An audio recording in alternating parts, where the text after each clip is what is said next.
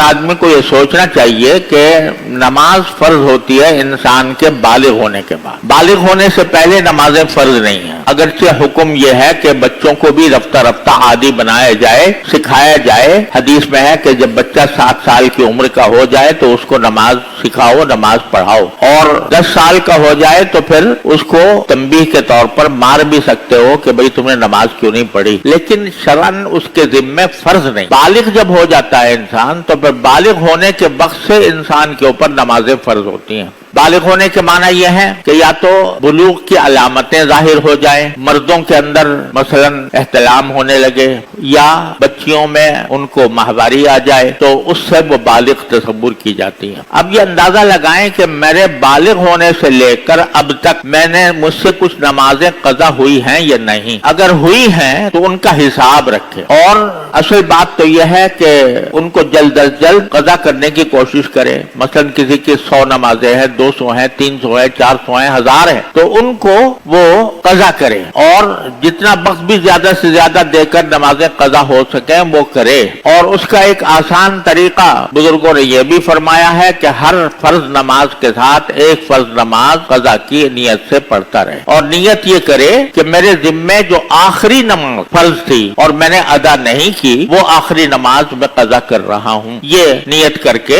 शुरू कर दे। फजर की नमाज के साथ फजर की नमाज के आखिरी फजर की नमाज जो मुझसे कज़ा हुई थी वो मैं पढ़ रहा हूँ और उसको अदा कर रहा हूँ, और जोहर की नमाज के साथ जोहर की के आखिरी जो जोहर की कज़ा हुई थी वो मैं पढ़ रहा हूँ। असर के साथ और असर की नमाज के बाद अगरचे नफले मना है, फजर के बाद भी नफले मना है, लेकिन कज़ा करना जायज है। फजर की नमाज भी के बाद भी कज़ा की जा सकती है, असर के बाद भी कज़ा की जा सकती है, मगरिब के बाद मगरिब की, ईशा के बाद ईशा की। इस तरह अपने सारी पिछली जिंदगी की नमाजें कज़ा करना ये इंसान के जिम्मे तौबा की तकमील के लिए जरूरी। आजकल बाज़ लोगों ने ये मशहूर कर दिया है कि अगर किसी शख्स ने तौबा कर ली, नमाजें पिछले जमाने में नहीं पढ़ी थी, तो बस तौबा कर ले तो काफी है, पिछली नमाजों को कज़ा करने की जरूरत नहीं है। ये बात सही नहीं। रसूल करीम सल्लल्लाहु अलैहि वसल्लम का इरशाद है कि मन नाम अन सलातिन औ नसियहा फलयुसल्लिहा इज़ा ज़करहा व इन्ना ज़ालिका वक्तुहा, कि अगर कोई शख्स किसी नमाज से सो गया था, सोने की वजह से नमाज चली गई, या भूल गया था, भूलने की वजह से नमाज चली गई, तो फिर जब भी उसको याद आए तो वो उसको अदा कर ले, क्योंकि वही उसका वक्त है। ये अल्फाज है हदीस पाक सल्लल्लाहु अलैहि वसल्लम, हुजूर अक़दस सल्लल्लाहु अलैहि वसल्लम की हदीस पाक है। तो जब बाज़ लोग ये कहते हैं कि ये भूल कर जो छोड़ी हो उसकी तो कज़ा है, और जानबूझकर जो छोड़ी है उसकी कज़ा नहीं, अजीब फलसफा है। यानी एक आदमी ने भूल गया, भूल कर नमाज छोड़ दी, तो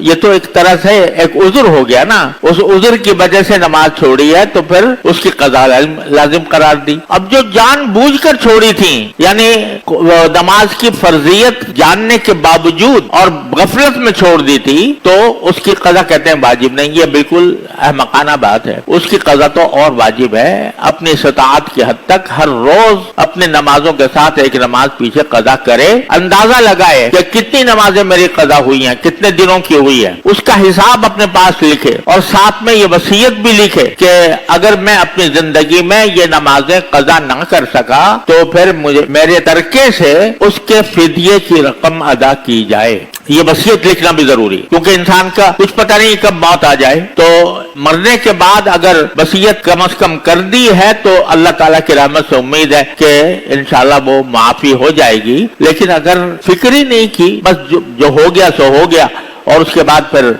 कोई तक उसको कज़ा करने की फिक्र नहीं की, तो फिर वो गुनाह से बरी नहीं होगा।